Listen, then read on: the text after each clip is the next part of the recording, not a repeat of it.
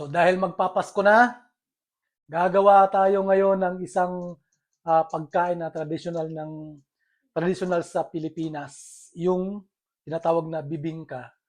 Ito ay lagi mo makikita paglabas mo ng simbahan pagkatapos ng simbang gabi. Tuturuan ko kayo or susubukan natin. Tapos gagayahin nyo. Gagawa tayo ng bibingka overload. Kakaiba to. Bagong version to. Hindi siya hindi traditional na bibingka to. Papakita ko sa inyo yung mga ingredients. Ngayon ito yung mga sangkap na kailangan natin para sa ating bibingka overload. Mayroon ako ritong 4 na pirasong itlog. Unahin muna natin tong itlog.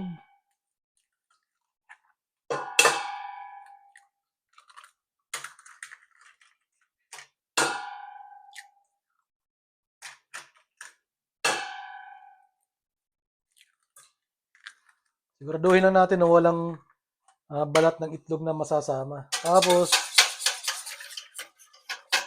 mix lang natin siya.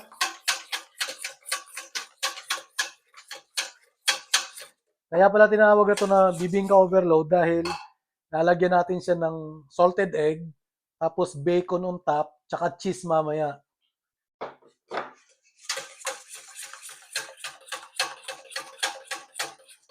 So, sundan nyo lang yung mga gagawin ko step by step.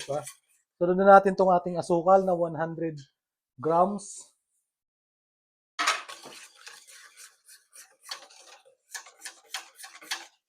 Sundan natin yung ating tubig na 240 grams.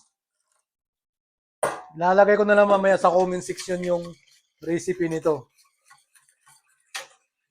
Ito yung pinaka-importante, yung ating coconut milk or gata na 300 grams. Kung wala ka nito, wala kang coconut milk, huwag ka nang gumawa. Dahil ito yung isa sa mga nagbibigay ng lasa para sa ating bibingka. Lagyan natin to. Sunod na natin yung ating rice flour. Huwag tayong gumamit ng glutinous rice flour dahil sobrang lagkit yun. Ito mas maganda to, yung bigas lang siya na powder or pwede namang all-purpose flour. So mayroon tayo rito 312 grams. Tapos may baking powder tayo na 25 grams. Tsaka yung ating asin na 3 grams. Ang gagawin natin, ipaghalo lang natin sila rito. Yan. Tsaka natin ilalagay ngayon dito sa ating mga mixture na naka-strainer. Para siguradong walang namumuo na dry ingredients yung ating batter. Kasi yung baking powder minsan, mayroong namumuo na part, kaya hindi minsan natutunaw. So, para sigurado, i-sifted lang natin siya. Yan. Halo lang natin siya. Saka natin ihuli, lagay yung ating melted butter na 80 grams.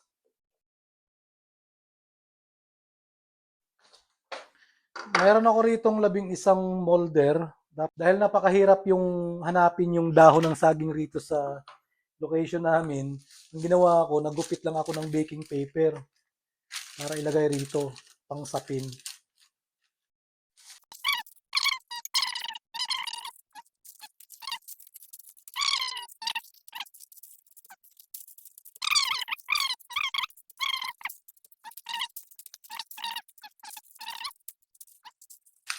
So ito na, mayroon na tayong ilagay lahat ng baking paper. Kailangan wag masyadong malapot. Yan o. Yan. Basta natin. Saka wag nyo lang masyadong kapalan kasi aalsa yan mamaya dahil sa ating baking powder, lalaki yan mamaya.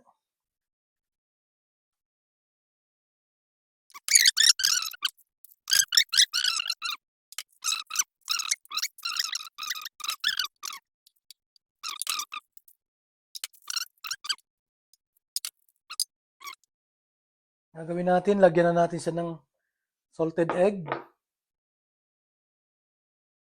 Lagyan natin sa gitna.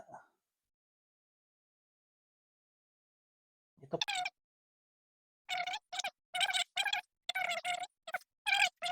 Lalagyan na natin sa ngayon ng bacon. Yan. Diba, napakasosyal ng inyong bibingka. Pwede nyo rin lagyan ng hotdog bibingka. Diba? Kailangan minsan mag-create ka rin ng mga flavor para masubukan rin natin kung ano yung outcome ng ating ginagawa. Tingnan natin ito. Sunod nating ilagay ay cheese.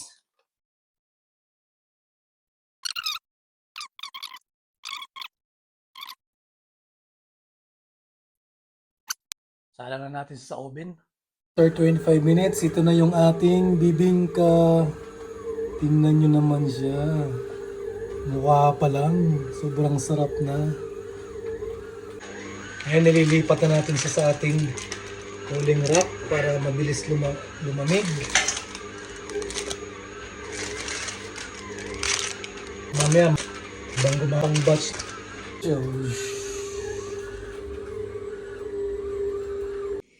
Ito na yung inaantay natin. Tikiman portion na tayo. Titikman na natin yung ating bibingka overload.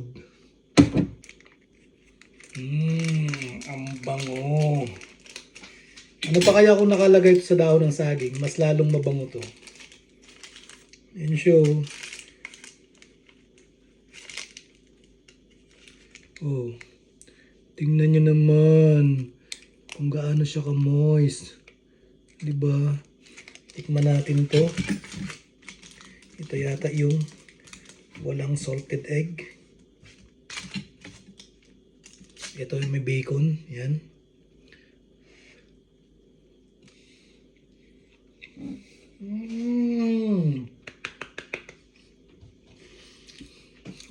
Ang sarap! Grabe! Sarap to pag may kape. O di kay hot chocolate. Subukan nyo yung recipe na yan. Sarap. Sarap.